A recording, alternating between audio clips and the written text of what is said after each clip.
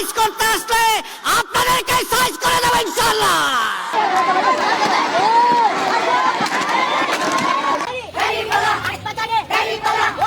BNP ভাইরা একসাথে জামাত ইসলাম মানুষদের মারধর করেছে এবং আমাকেও মেরেছে। যে বাড়িতে ঢুকবে আমরা চোর বলে ওদের আটকাবো, এই কথাটা বলছে ওই বিএনপির লোকজন।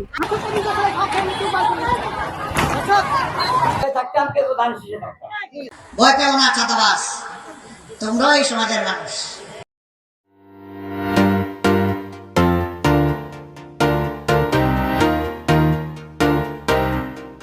এখানে আমরা গত এক সপ্তাহ আগে ভোট চাইতে এসেছিলাম, আমাদের গ্রামে ঢুকতে দেয়নি।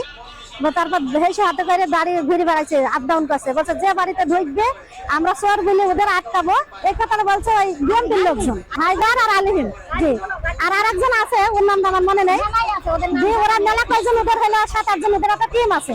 এবার আজকে আমরা প্রায় 50 জন 40-50 জন এসেছি। এবার আমরা দুটো টিম আমরা এমনি পাঠিয়ে দিয়েছি, আর এইদিকে আমরা ঢুকবো বসে সব আমাদের বিএনপির লোকজন। আমরা এখানে আমরা ঢুকতে দেবো না, আমাদের ঢুকতে দেওয়ার কোনো অধিকার নেই। আপনাদের পিরোজপুরে আপনাদের ভোট করেন না, এখানে আপনাদের ভোট করতে দেবো না, তাই বলে আমাদের দাঁড় করে রেখেছে। আমাদের কোনো বাড়ি ঢুকতে দিচ্ছে না, কোনো জায়গায় যেতে দিচ্ছে না। জামাত ইসলামের মানুষ আমাদের গৌরপুর গ্রামে দাওয়াত দিতে এসছে, তো এই দাওয়াত দিতে মহিলাদের সাথে বিএনপিরা অনেক গ্যাঞ্জাম ব্যবহার করেছে। তারপরে আমরা হয়েছি জামাত ইসলামের ভাইদের এই গ্রামে এসছে, তো এই গ্রামের ভাইরা জামাত ইসলামের যে বিএনপি ভাইরা একসাথে জামাত ইসলাম মানুষদের মারধর করেছে এবং আমাকেও মেরেছে। আমরা এই জামাত ইসলামের মানুষদের আমরা বলছি যে আপনারা দাওয়াতে কাজ করেন, কোনো সমস্যা নেই, কিন্তু বিএনপির ভাই বলছে দাওয়াতে কাজ করতে দেবো না। এবং মহিলারা যারা এসছে তারা বলছে যে ওদের উপর দোষ চাপিয়ে দিয়েছে, কোরআন শরীফ শপথ নিয়েছে। আমি বলছি যে কোরআন শরীফটা কই, সেই কোরআন শরীফ শপথ যদি করি থাকে তাহলে তাদের আইনত ব্যবস্থা নেওয়া হবে। তো বিএনপির নেতা কর্মীরা আমাকে মারধর করছে, এর কাছে এর জন্য আমি ডক্টর ইউনূসের কাছে বিচার চাই। মেহেরপুর জেলা গৌরপুর গ্রাম, এখানে আমরা শুনতে পেলাম যে মহিলাদের উপরে তারা ধাক্কাধাক্কি করেছে এবং তাদেরকে এই গ্রামে দাওয়াত দিতে দেয়নি। বাংলাদেশ জামাত ইসলামের পক্ষ থেকে তারা দাওয়াতে এসেছিল, তাদেরকে বাধা প্রদান করা হয়েছে এবং বিভিন্ন মিথ্যা অপবাদ দেওয়া হয়েছে। বলছে তারা কোরআন শরীফ দিয়ে শপথ করে নিচ্ছে, আসলে এটা আমরা স্পটে এসে দেখলাম এটা বানোয়াট। তাই আমরা এখানে তাদেরকে বললাম যে এটা গণতান্ত্রিক একটা অধিকার, যে মানুষ সকলে আপনারা ভোট চান, তারাও ভোট চাবে, আমরাও ভোট চাবো, এর মাধ্যমে যে কোনো একটা সরকার গঠিত হবে। কিন্তু তারা বলছে না, আমার গ্রামে কোনো আমরা ভোটটা আদায় করতে দেবো না। তাই বলে আমরা এখানে একটা এদেরকে মীমাংসা করতে এসেছি, আর তারা আমাদেরকে ধরে দেখেন আমার কি অবস্থা, আমার চোখে ঘুষি মেরেছে, আমার অনেক জায়গায় লাঠি মেরেছে। নতুন আরেকটা দল আসছে, ওদের নতুন মার্কাও একটা আসছে আমাদের সামনে, তাই না? কি দাঁড়িয়ে পাবে, আগে যে কোনো ভোটে 2টা প্রধান পক্ষ রাখতো, তাই না? নৌকা আর ধানের শীষ, ঠিক তো? আমরা কেউ তো নৌকায় থাকতাম, কেউ ধান শীষে থাকতাম। এইবার নৌকাটা নাই। তাই হোক, বিভিন্ন কারণে আমাদের রাজনীতিতে বিভিন্ন রকম সমস্যার কারণে আমাদের এই নৌকা এবার আমাদের কাছে নাই। এখন ভোট তো দিবা হবে নাকি? ভোট দিবা হলে কোন থেকে আপনারা বাঁচবেন? নতুন আরেকটা দল আসছে, ওদের নতুন মার্কাও একটা আসছে আপনাদের সামনে, তাই না? এবার কি দাঁড়িয়ে পাবে, তাই তো? কথা কয় না কেন ভাই? আপনি যদি কথা না বলেন তাহলে তো বুঝবো না যে আমি আপনাকে বুঝাতে পারছি, তাই না?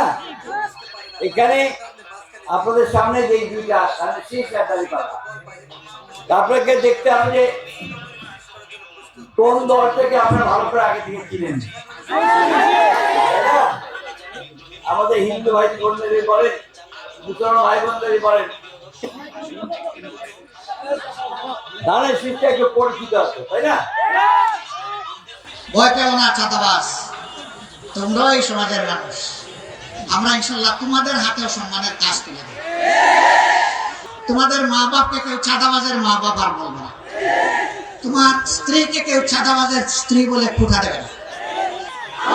আমরা যুবকদের হাতে আমরা বেকার ভাতা দেব না, বেকার ভাতা বেকার তৈরির কারখানায় পরিণত হবে। আমাদের যুবকরা বেকার ভাতা চায় না। আমাদের যুবক যারা আছে তারা তাদের হাতে তাদের ন্যায্য কাজ আছে। আমরা ইনশাআল্লাহ প্রত্যেকটা যুবক যুবতীর হাত আমরা বাংলাদেশের দেশ গড়ার কারিগরের হাতে তুলে দেব। আমরা তাদেরকে বাস্তব শিক্ষা দিয়ে দক্ষতা তাদের হাতে আমরা তুলে দেব। এরপরে গৌরবের সাথে দেশে হোক প্রবাসে হোক সম্মানের সাথে সে আয় রোজগার করবে, চাকরি করবে, ব্যবসা করবে ইনশাআল্লাহ।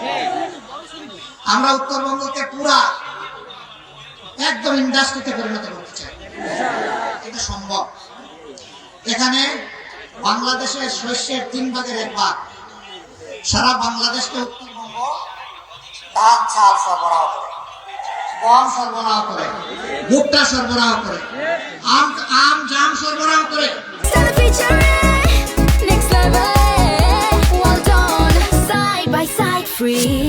লিচু সরবরাহ করে, পেয়ারা কুল সরবরাহ করে। এক কথায় বলতে গেলে বাংলাদেশের এটি হচ্ছে খাদ্যের একটি ভান্ডার।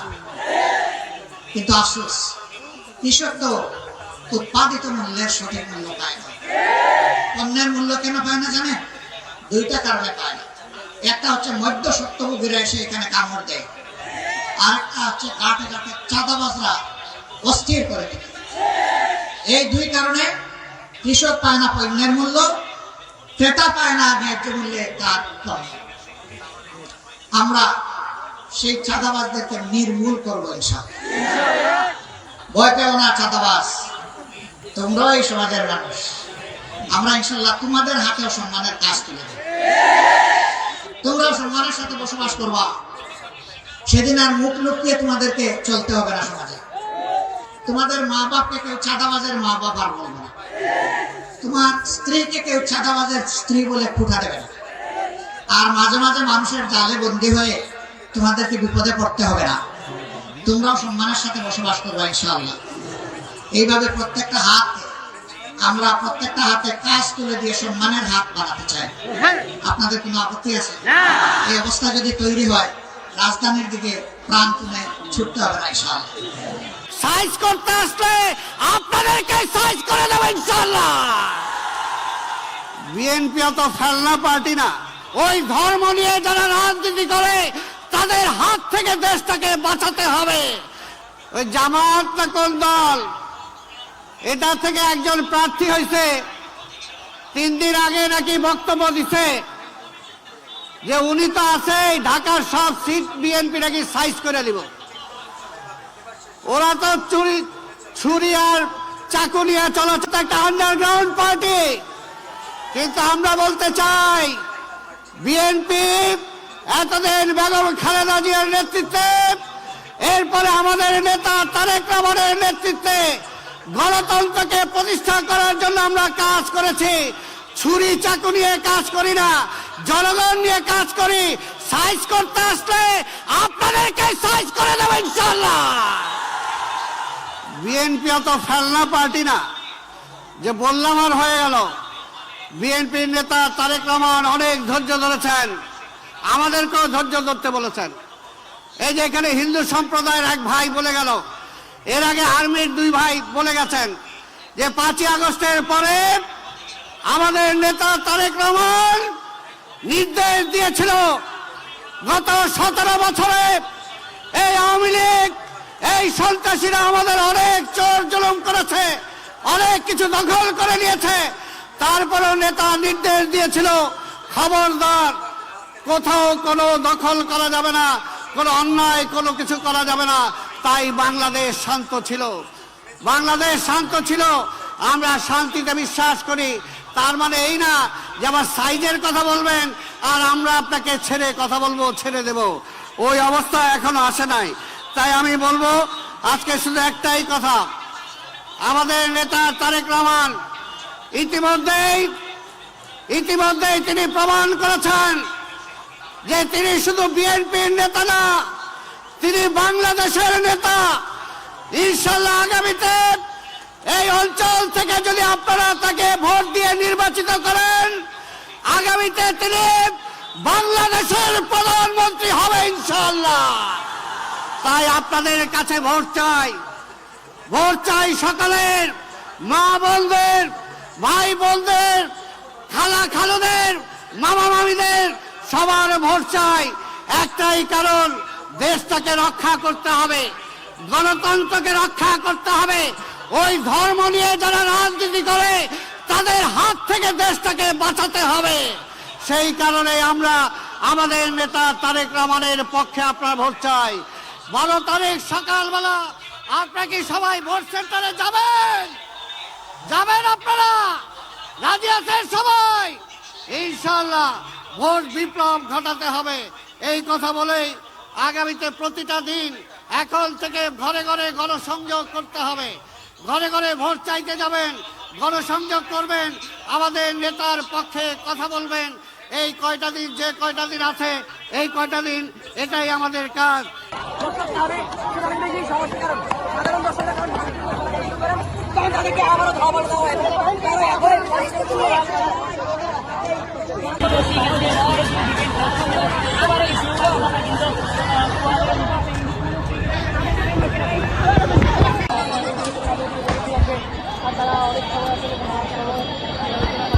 দর্শকরা ক্ষিপ্ত হয়ে গেছেন এবং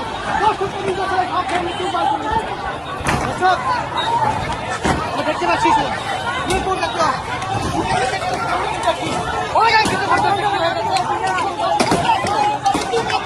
সব ভেঙে চুরমার করে দিচ্ছে।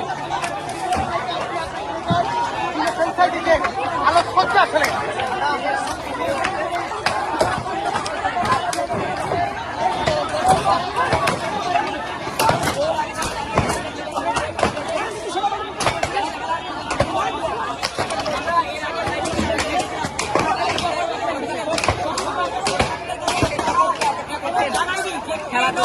খেলা হচ্ছে না, দেখেন দূর দিয়ে দেখার জন্য, কিন্তু সেই খেলাই যদি না দেখতে পারে তাহলে সেই সমস্যার কারণ সাধারণ দর্শকরা তখন তাদেরকে আবারও ধাওয়া বলে দেওয়া হয়।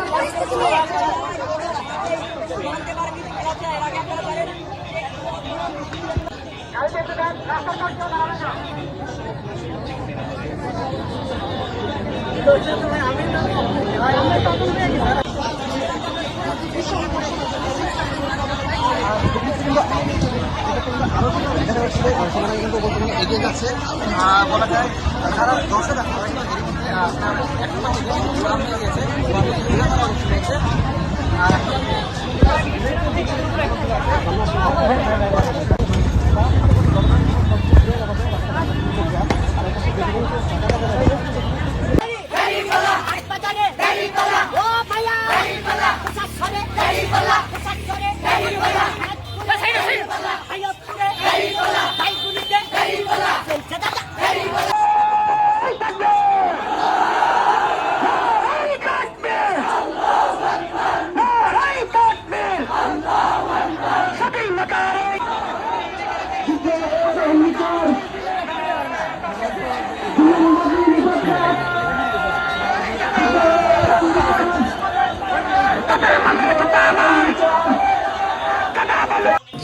এই ফ্যামিলি কার্ডের মাধ্যমে আপনি 25 কেজি চাল কিনতে পারবেন, 5 কেজি আলু, 2 কেজি ডাল, 2 লিটার তেল, 1 কেজি নুন কিনতে পারবেন।